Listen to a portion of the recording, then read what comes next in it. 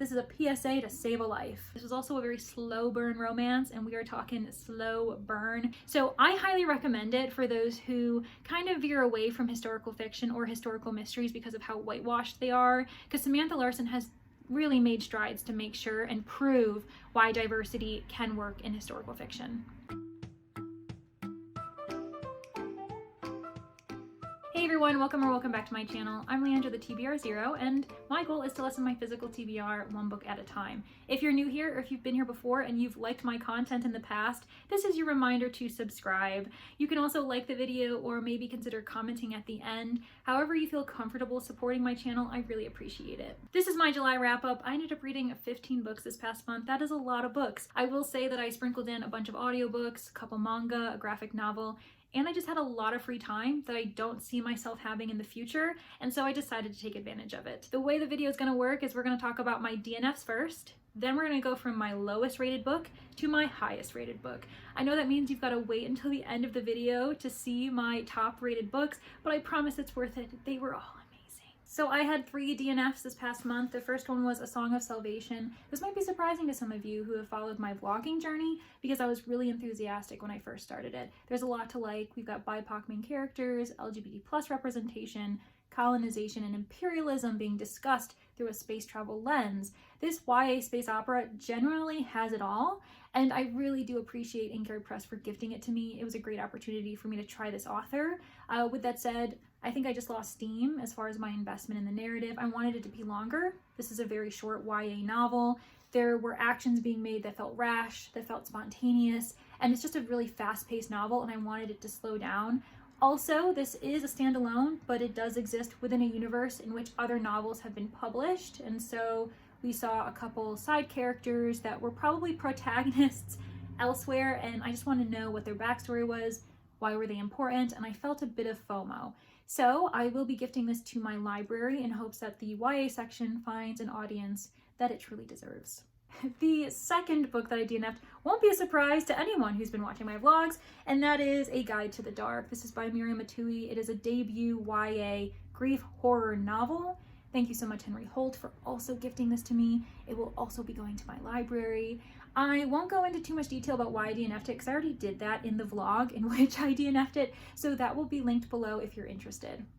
And finally, the last book I ended up DNFing this month was Heart of Barkness. This was a part of my physical TBR, so either way, it's a win. I can say that I tried it and now remove it from my shelves without feeling guilty. I didn't get too far into this book though, even though I loved the fact that our first person POV was the dog. Very cute. However, there were just too many references to outdated, very archaic gender norms. Manly men had to be manly, and only women were allowed to cry. It just was so tired. And this was published in 2019, so it just doesn't make sense for why we have these views, why it would be published with that type of tone. I didn't even get to the mystery element, so this was a DNF for sure. And moving on to the books I actually did read this past month, starting with my 1-star rated book. That is Happy Place by Emily Henry. It's a contemporary romance. If you're interested in knowing why I hated it so much, I did actually dedicate an entire video to that book review. That will be linked below.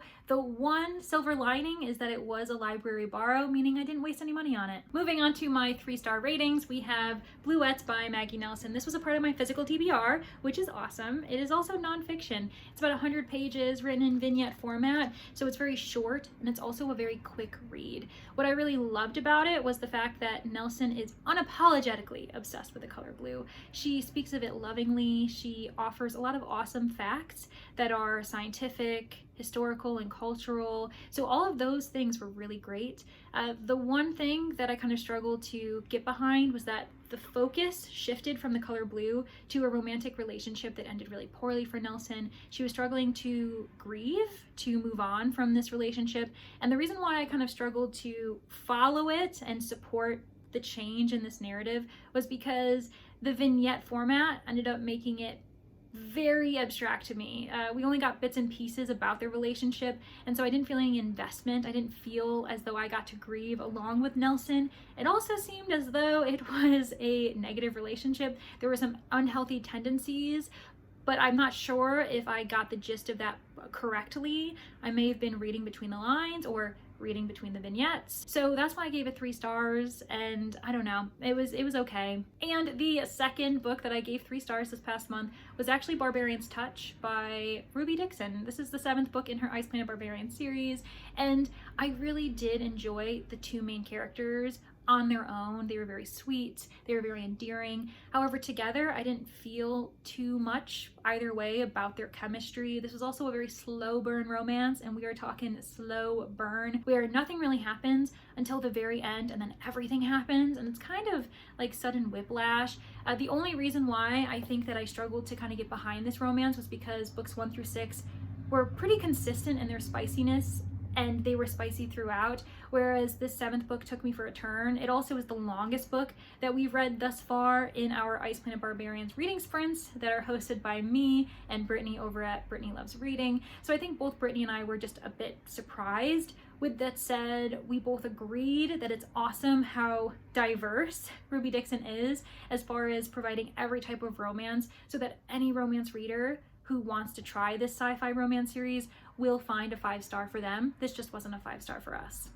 Next, we have my 4-star ratings. The first book I'll start talking about is actually Hooked by Elizabeth Hunter. No, this is not Hooked by Emily McIntyre. That is a completely different type of subgenre of romance. This is a PSA to save a life. This is the 2nd book in a love story on 7th and Main. I really loved the first book, which was called Ink. I gave that 5 stars earlier this year, and so I ended up purchasing Hooked. I know that's something I don't tend to do as Leandra the TBR0, but I couldn't help it. Look at these 2 main characters, they're so cute.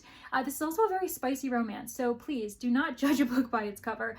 From the beginning, we've got a lot of sexual tension, a lot of romantic flirtations, and this is an opposites attract romance. So Taylor, she's a city-loving girl. She's also a fashionista. She's a social media influencer, specifically kind of promoting fashion for plus-sized women, which of course we support. Meanwhile, we've got Jeremy, who is a small town boy. He's also a granola boy. He loves to rock climb. He loves to be outdoors.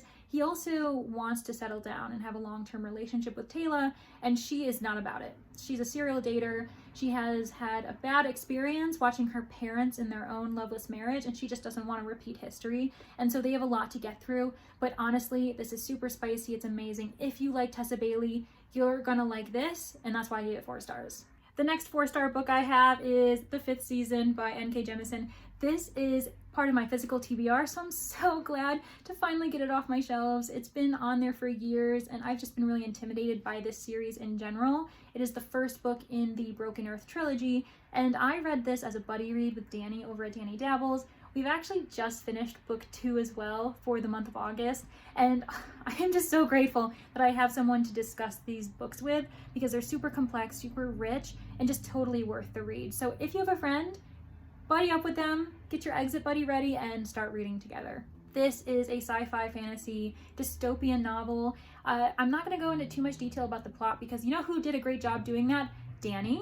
So I'm going to link her video below so you can go figure out what this book is about. The elements that I really loved about 5th Season, though, include the focus on climate fiction, on the climate crisis, the social commentary about mistreating the earth. I also really liked the important discussions of class, race, discrimination, and power that comes with knowledge. This is just a really rich, important book, an important series by a BIPOC author, and yeah, I can't recommend it enough.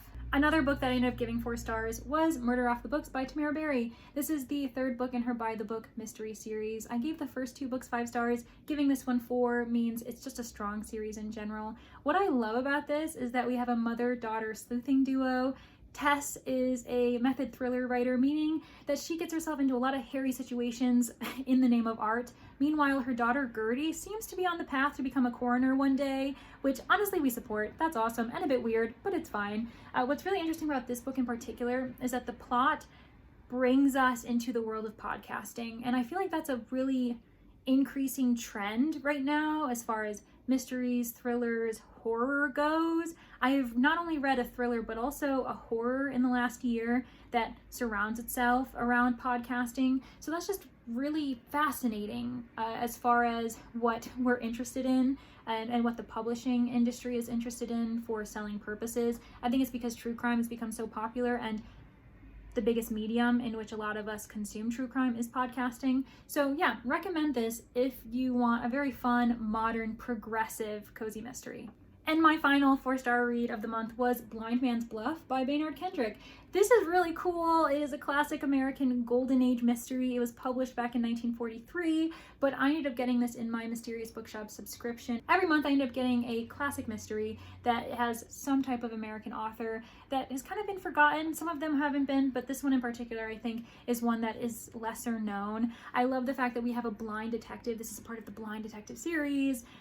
Captain McLean and his 2 dogs end up solving crime, and it's not in spite of his blindness, but I find that the author has done a really great job of highlighting the strengths that McLean has in being blind, how he's able to solve a mystery that other people aren't able to solve. And in this one in particular, the victim is blind. And so I think that adds to a really unique kind of, I guess, sensitive topic of what the detective has to do, solving the mystery of a blind person as a blind person, and just have him kind of address his own vulnerability.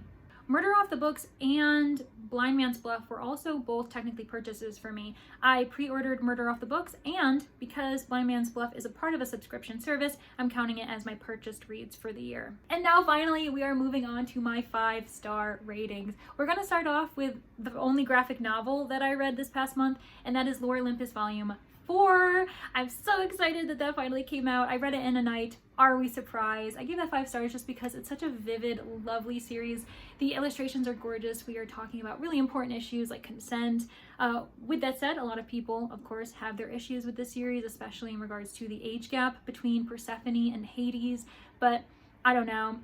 They're gods. I understand that time is irrelevant to them in kind of weird ways, and so I'm okay with it, but I understand if some people aren't. I definitely highly recommend you check out the content warnings before you get into this particular novel, because sexual assault is mentioned, as are a few other kind of like images of violence. So that's that. I also read 2 mangas this past month, and they were Spy Family 2 and Spy Family Volume 3.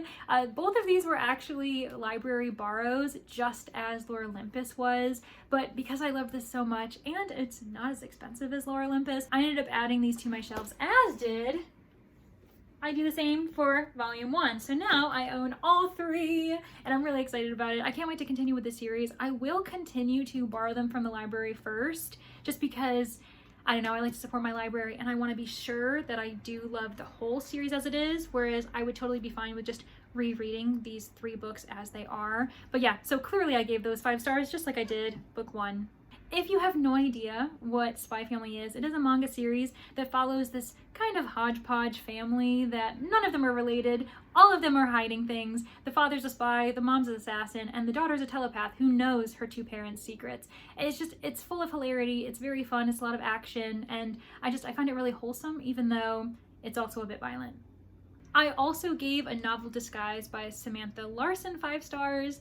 This was technically a NetGalley arc, but I did listen to it on Hoopla as an audiobook. Highly recommended. It follows Tiffany Woodall. This is a historical mystery, and she is our amateur sleuth. Her father ends up dying and leaving her in the charge of her brother, her stepbrother, who's honestly horrific. One day, she finds that he doesn't get out of bed, and she realizes he has died in the night. She is so worried as a woman in 18th century England about what's going to come of her. Is she going to lose her home? Her stepbrother was the librarian of an estate nearby, and that's where they got their cottage from.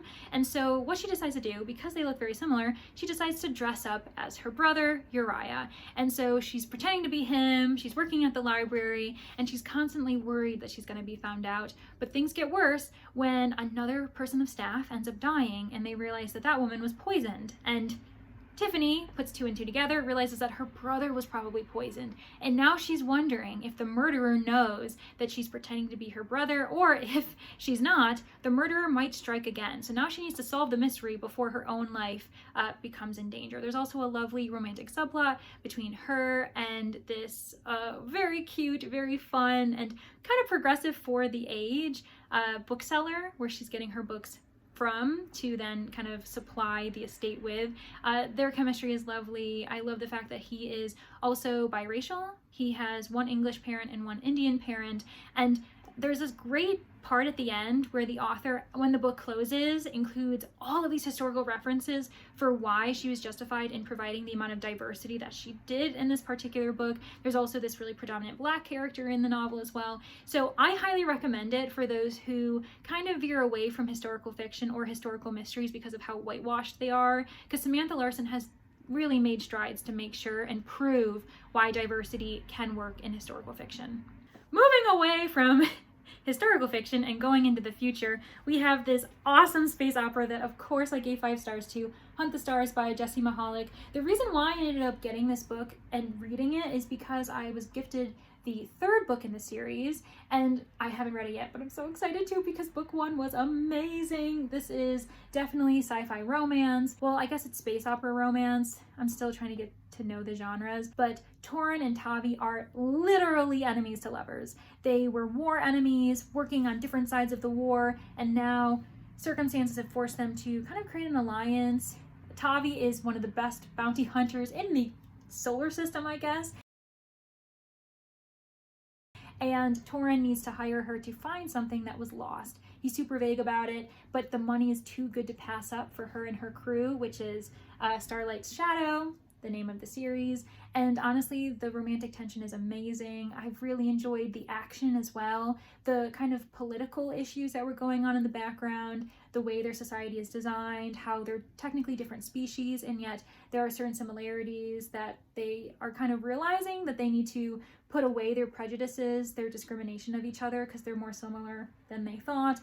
It's awesome. Mind readings involved, telekinetics, all of these cool powers. I recommend it. It was awesome. There's also this really cute kind of fox character you'll see in the upper corner there.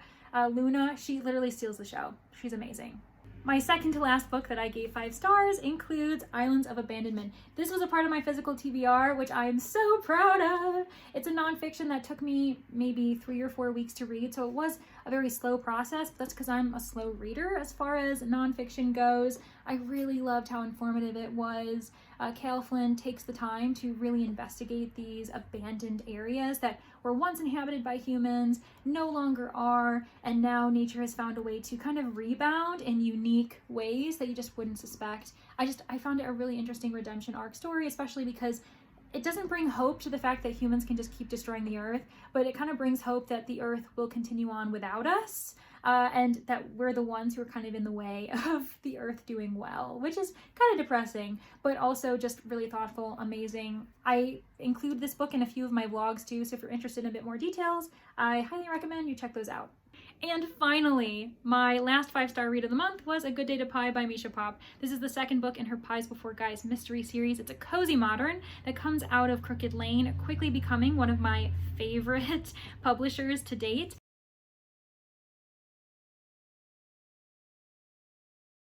I love the fact that we have so much diversity in one series. It's definitely becoming an auto-buy series for me, hence why I just went out and bought this book when I found out it did come out.